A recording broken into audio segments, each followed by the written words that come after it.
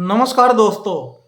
आपने भी social media पे ये चीज़ महसूस करी होगी कि अभी बहुत सारे बाबा जो मार्केट में चल रहे हैं, वो कोई भी समस्या उनसे पूछो तो वो एक ही रिप्लाई देते हैं कि नाम जप करो।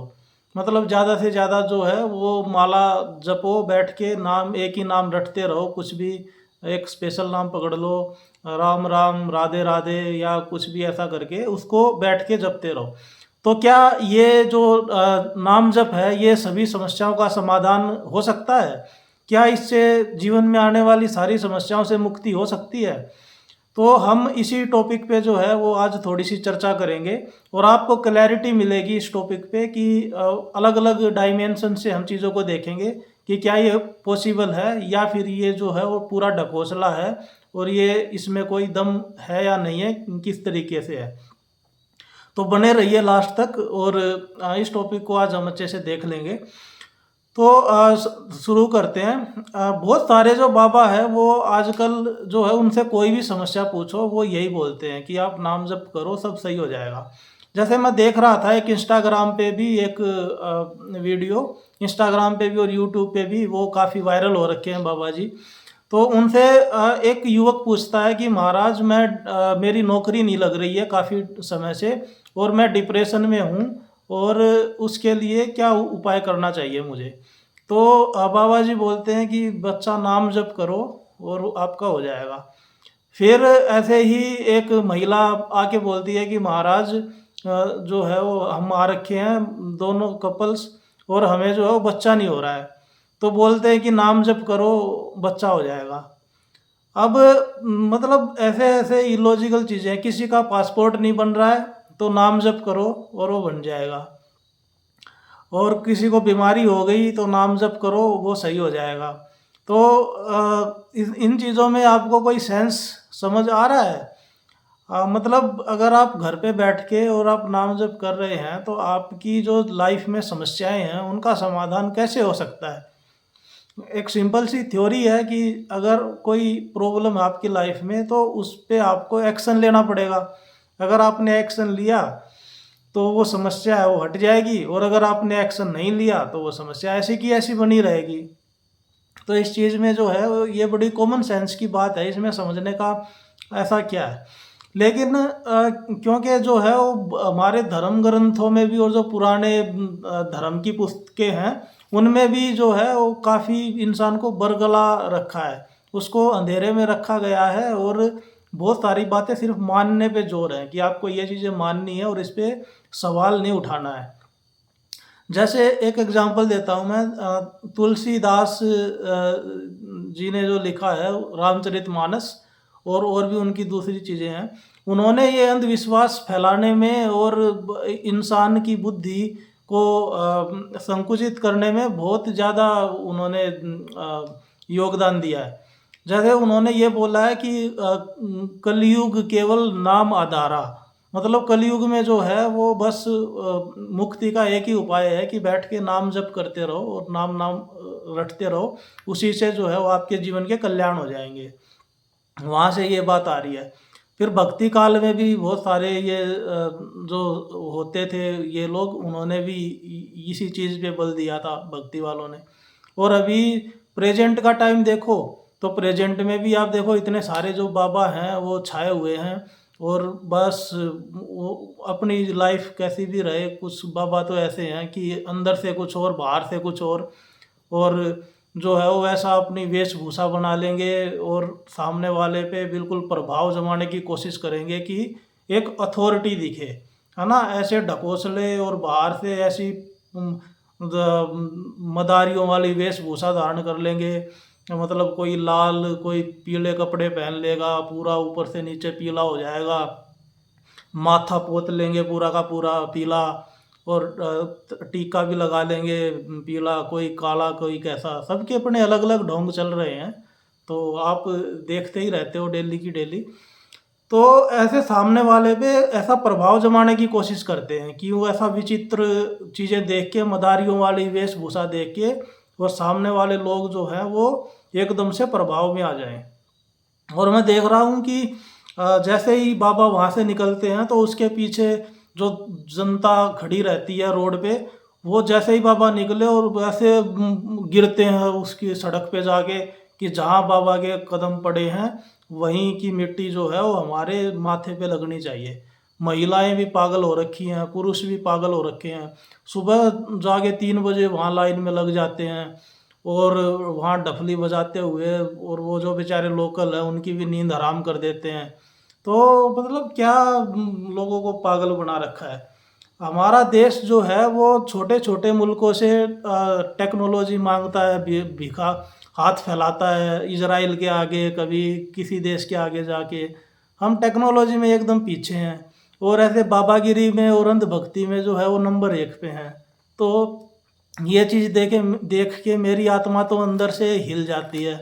मैं तो अंदर से झकझोर जाती है मेरी तो, कि क्या हमने अपने देश की हालत बना दी है। ये धर्म के नाम पे और पाखंड के नाम पे, अंधविश्वास के नाम पे हम 1 नंबर पे आ गए हैं। वो जो तकनीक की चीज़ें हैं, जो होनी चाहिए, डिफेंस टेक्नोलॉजी होनी चाहिए हमारी, जो हमारी एजुकेशन होनी चाहिए, रिसर्च होना चाहिए, उसमें कहीं पे हम कुछ है ही नहीं। हैप्पीनेस हैप्पीनेस इंडेक्स में देखो उसके नाम पे हम ज़ीरो हैं। घर-घर में कलेश रहते हैं, कोई इंसान खुश नहीं है अंदर से।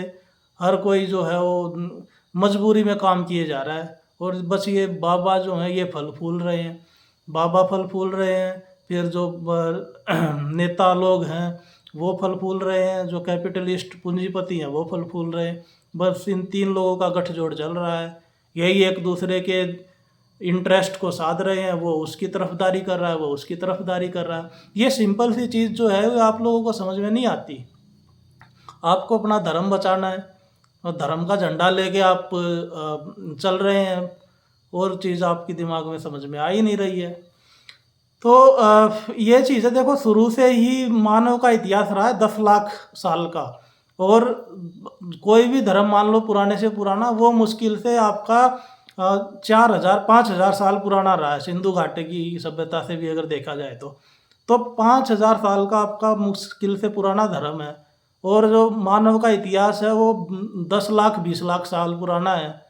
तो सोचो जो चीज़ें पिछले कुछ हज़ार साल में आपने लिखी हैं खुद से बैठ के, आप उनके ऊपर इतना अभिमान कर रहे हो, और ये पूरा आपने ब्रह्मांड और पूरा सौरमंडल और पूरी गैलेक्सी कितनी बड़ी है, लेकिन इंसान जो अपने आप को सेंटर में रख के चलता है, जबकि पता उसको कुछ है ही नहीं।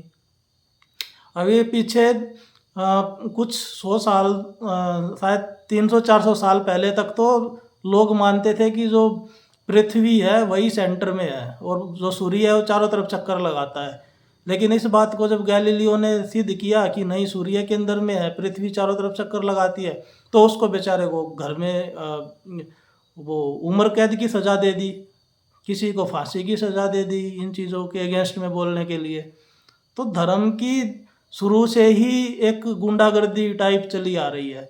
उसके अगेंस्ट में जो भी क्वेश्चन उठाता है, जो भी बोलता है, उसको चुप करा दिया जाता है। धर्म वाले लोग तो अपना जगराता करते हैं, जागरण करते हैं, इतना प्रचार करते हैं, खुलेआम मंदिर बनवाएंगे, मस्जिद बनवाएंगे, चर्च बनवाएंगे। और अगर कोई एथिस्ट, कोई नास्तिक जो है वो अपना विचार भी प्रकट कर दे कि मेरा सोचना क्या है इस सृष्टि के बारे में, तो उसको लोग जो है वो बोलते हैं कि नहीं, ये तो हमारी भावनाओं को ठेस पहुंचा रहा है, हम तो इसको सुन नहीं सकते। तो वो इतने मतलब एकदम से उनको ठेस पहुंच जाती है। तो ये बड़ी बड़ी गड़बड़ चल रही है। तो चलो, नाम जप के बारे में हम लोग बोल रहे थे। तो दोस्तों, नाम जप जो है ना, ये लोगों को मूर्ख बनाने का धंधा है, मूर्ख बनाने की प्रक्रिया है। पता नहीं लोग क्यों इसमें फंसे हुए हैं। आप सोच के देखो, आपका पेट खराब है तो नाम जप करने से क्या आपके पेट सही हो जाएगा, या फिर आप डॉक्टर के पास जाओगे? जब ये बाबा लोग खुद बीमार होते हैं तो ये भागते हैं सीधा एम्स में भर्ती हो जाते हैं, बड़े से बड़े हॉस्पिटल में चले जाते हैं, ये विदेश में भाग जाते हैं इलाज कराने के लिए।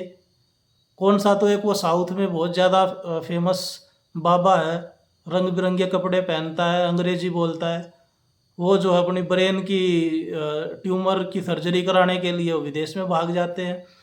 कोई बाबा की अगर किडनी में गड़बड़ है तो वो डायलिसिस कराने के लिए वो भर्ती हो जाता है। तो मतलब साइंस की चीज़ों का यूज़ करके, साइंस के टेक्नोलॉजी का यूज़ करके, और ये लोग जो है वो धर्म की चीज़ों को आगे बढ़ा रहे हैं। और इन चीज़ों में लोगों को फंसा रखा है इन्होंने, हिंदू मुस्लिम नाम जप, ये जप वो जप। तो अगर ऐसी मानसिकता रहेगी तो कैसे कोई साइंटिफिक टेम्परामेंट रख पाएगा, कैसे नए नए डेवलपमेंट हो पाएंगे। तो इन चीज़ों को सोच के मन बड़ा आहत हो जाता है कभी कभी। तो इस चक्कर में ना फंसें और कर्म करने पे ध्यान दें। अगर किसान खेती नहीं करेगा और बैठ के नाम जप करता रहेगा घर में, तो क्या खाने को मिल जाएगा? अगर सैनिक जो है वो बॉर्डर पे जाके और वहाँ पे बंदूक लेके पहरा नहीं देगा और अपने घर में ही बैठ के नाम जप करता रहेगा, राधे राधे राम राम ये अल्लाह अल्लाह ऐसे करेगा, तो क्या हमारे बॉर्डर की रक्षा हो जाएगी? भगवान रक्षा कर लेगा? सोच के देखो। तो क्या कोई स्टूडेंट है, अगर वो घर पे बैठ के नाम जप करेगा तो क्या वो एग्ज़ाम में पास हो जाएगा? क्या उसकी नौकरी लग जाएगी? नहीं लगेगी ना। तो उसके लिए कर्म करना पड़ता है, मेहनत करनी पड़ती है, तब जाके चीज़ें होती हैं। अगर आप कर्म करोगे, आप मेहनत करोगे, तो आपको रिजल्ट मिल जाएगा, फल मिल जाएगा, चाहे आपने नाम जप किया हो या नाम जप नहीं किया हो। पहले मैं बहुत ज़्यादा अंधविश्वासी था, इन चीज़ों को मानता था, तब जो है वो मन में भटकाव रहता था। लेकिन जब से मुझे थोड़ी क्लैरिटी आई है चीज़ों की, इनको पाखंड को समझना मैंने शुरू किया है, तब से माइंड एकदम क्लियर हो गया है और रिजल्ट्स भी और ज़्यादा अच्छे आने लग गए हैं। अब अगर कोई भी काम करो तो उसमें फोकस होता है बहुत ज़्यादा। कोई भी काम करो तो ऐसे मन में अनिश्चितता नहीं रहती कि कहीं कोई अदृश्य शक्ति नाराज़ ना हो जाए, कहीं ये ना हो जाए। आप जो भी काम करो उसमें पूरी इच्छा शक्ति के साथ वो काम किया जाता है, बिना किसी अलौकिक भरोसे के। तो ये चीज़ें हैं। अपना थोड़ा सा रैशनल थिंकिंग आप भी लगाएं, अपना तर्क वाली जो बुद्धि है उसका इस्तेमाल करें। कोई भी चीज़ को मानने से पहले उस पे क्वेश्चन पूछें, उसको जानें। क्वेश्चन पूछना ये अच्छी बात है, ये कोई गलत बात नहीं है, ये आपको गलत रास्ते पे जाने से रोकती है। एक चीज़ और इसमें मैं बोलना चाहूँगा कि नाम जप क्या है। जैसे नाम जप वैसा ही है, मैं एक एग्जांपल देता हूँ कि कहीं पे कोई कूड़े का ढेर पड़ा हुआ है और वहाँ से बहुत भयंकर बदबू आ रही है, और उसमें कूड़ा भी डालते हैं, वहाँ गोबर भी डालते हैं और बदबू मार रहा है, सड़ रहा है पूरा। अब लोग देख रहे हैं कि भाई यहाँ से तो बदबू आ रही है, तो इसको फटाफट इसका कुछ समाधान करना है और इसको यहाँ से हट करना है, इसको बदबू से परेशान हो गए लोग। अब उसका जो समाधान है वो क्या है? क्या उसका ये समाधान है कि उस पे जाके सेंट मार दो वहाँ पे और बदबू आनी बंद हो जाएगी? ऐसा क्या ये सही है? ये सही नहीं है, क्योंकि वो सेंट आप कुछ टाइम के लिए मारोगे और वो आधे घंटे बाद, 1 घंटे बाद फिर से बदबू शुरू हो जाएगी। उसका समाधान परमानेंट आपको करना पड़ेगा, वो हटाना पड़ेगा वहाँ से कूड़ा कबाड़ा, और तब फिर बदबू भी अपने आप चली जाएगी। तो मेरा कहने का मतलब ये है कि जो नाम जप है, लोग बोलते हैं कि मानसिक शांति देता है वो हमें। तो ये जो मानसिक शांति है ये टेम्परेरी सॉल्यूशन है किसी भी समस्याओं का। जो समस्या की असली जड़ है वो आपको पहचानना पड़ेगा। जो आपका माइंड है वो कूड़े कबाड़े से और फालतू के विचारों से भर गया है, आप गलत ज़िंदगी जी रहे हो, आपने बहुत सारे बॉन्डेजेस इकट्ठे कर लिए हैं अपनी लाइफ के आसपास, तो वहाँ से आपके जीवन में समस्याएं आ रही हैं। अगर आपकी लाइफ फ्री है, आपने बहुत ज़्यादा समस्याएं नहीं पाल रखी अपनी लाइफ में, अगर आप फालतू की चीज़ों को हटा देंगे तो आपकी लाइफ ऐसे ही शांतिपूर्ण हो जाएगी। आपको नाम जप की ज़रूरत क्यों पड़ेगी? लोग बोलते हैं कि नाम जप करने से है ना हमारा मन शांत हो जाता है। तो 5 मिनट आपका मन शांत होता है, फिर आप उठ क्यों जाते हो नाम जप से? आप सुबह से शाम तक नाम जप ही क्यों नहीं करते? आप ऑफिस में क्यों भागते हो? आप खाना क्यों खाने के लिए भागते हो? आप इधर उधर टहलते नहीं क्यों जाते हो? आप नाम जप ही करते रहो जब इतना ही मज़ा आ रहा है तो। तो ये टेम्परेरी सॉल्यूशन से नहीं होने वाला। आपको अपनी लाइफ को देखना है और एक परमानेंट सॉल्यूशन खोजना पड़ेगा। अगर आपकी लाइफ अच्छी है तो ना आपको नाम जप की ज़रूरत है, ना किसी फालतू चीज़ की ज़रूरत है। अब इनमें है ना धर्म और ये जो अंधविश्वास है और जो पाखंड है, उनमें ये समाज को पीछे खींचते हैं। जितने भी बाबा हैं, आप देखो ये सारे पैट्रियार्की की बात ही करते हैं। पैट्रियार्की, पितृसत्तात्मक सोच को ही आगे बढ़ाते हैं। महिलाओं के शोषण करने की बात ही करी है धर्म ने शुरू से ही, और फिर भी अनफॉर्चुनेटली महिलाएं ही सबसे ज़्यादा धार्मिक पंडालों में पाई जाती हैं। वही जो है वो लड्डू गोपाल लेके, और वो सबसे आगे वही मिलती हैं। ये सब पाखंडों में सबसे ज़्यादा योगदान महिलाएं ही देती हैं। ये देख के बड़ा खराब लगता है। मतलब धर्म ये बोलता है कि पति परमेश्वर, परम जमा ईश्वर, मतलब ईश्वर से भी ऊपर। और जो पति है वो चाहे शराबी, कबाबी, बेवड़ा, चाहे वो उसको कुछ आता जाता ना हो, शराब पी के वो अपनी पत्नी को पीटता हो, बच्चों को पीटता हो, फिर भी उसको पति परमेश्वर बोलेंगे। जो ये धार्मिक गुरु हैं कि चाहे वो कैसा भी है, चाहे वो मारता है, पीटता है, हिंसा करता है, लेकिन है तो आपका पति परमेश्वर। आप उसकी हर बात को मानो, गलत हो या सही हो। मारता है तो मार भी खाओ, और उसके किसी बात का उल्टा जवाब आपको नहीं देना है। ये चीज़ समझाई जाती है बाकायदा महिलाओं को, शुरू से ही ये घुट्टी पिलाई जाती है उनको। सांप्रदायिक तनाव तो बढ़ाते ही हैं सारे के सारे। धर्म जो है वो, कोई भी धर्म होगा, वो अंदर से यही मानता है इंसान कि मेरा धर्म जो है वो सर्वश्रेष्ठ है, और दूसरे का धर्म क्या है, वो तो बेकार है, वो तो नरक में जाएंगे, और वो तो बर्बाद होंगे, उनको पता ही नहीं है। बस मेरा धर्म सर्वश्रेष्ठ है, मैं ही जाऊंगा स्वर्ग में, जन्नत मुझे ही मिलेगी, ऐसे सोचते हैं लोग। और जितने लोग धार्मिक पाखंड और धार्मिक सांप्रदायिक दंगों में और लड़ाइयों में मरे हैं ना, उतने किसी में नहीं मरे। आज के समय में जो लड़ाइयाँ चल रही हैं, जो वर्ल्ड में बहुत बड़ी बड़ी लड़ाई, वो किस चीज़ के ऊपर चल रही हैं? उनका रियल कारण क्या है? क्यों एक ही ज़मीन को हासिल करने के लिए लोग कि नहीं हमें तो वहीं रहना है, क्यों लड़ रहे हैं लोग अभी भी? बहुत सारी ऐसी जगहें हैं वर्ल्ड में कि वहाँ पे खुली पड़ी है, वहाँ पे आबादी ही नहीं है, तो वहाँ पे क्यों नहीं चले जाते हैं? उनको वही चाहिए कि नहीं, हमारे जो धर्म के प्रवर्तक थे वो यहीं पे पैदा हुए थे, हमें तो यहीं रहना है, हमें तो यहीं मरना कटना है। और फिर धर्म के अंदर भी बहुत सारे उनके अलग अलग सेक्ट, संप्रदाय बन जाते हैं, फिर वो आपस में लड़ मरते हैं। जैसे मुसलमानों में देखो, उनमें शिया सुन्नी ये वो, कैसे उन्हें मारकाट मचती है। अब जैसे धार्मिक कथा के आधार पे भी देखें तो आ, जो ये हमारी धार्मिक कहानियाँ सुनाई जाती हैं, राम की कहानी, कृष्ण की कहानी, तो क्या इनकी कहानियों में ये बताया गया था कि ये पूरे जीवन बैठ के नाम जप करते रहे, पूरे जीवन राधा राधा और ऐसे कोई भी एक नाम चिल्लाते रहे? क्या उन्होंने ऐसे किया था? श्री कृष्ण ने युद्ध किया था, उनका जीवन ही जेल में हुआ था, कैद खाने में। उन्होंने कितना ज़्यादा संघर्ष किया अपने जीवन में। उनका जीवन एक एकांत में बैठ के और नाम जप करने से नहीं वो भगवान बने थे। उन्होंने संघर्ष किया, अपने आप को तपाया, तब जाके जो लोग हैं और वो उनको भगवान मानते हैं। तो आप अपने किताबों को भी ढंग से नहीं पढ़ते, उनसे मैसेज भी ढंग से नहीं निकालते।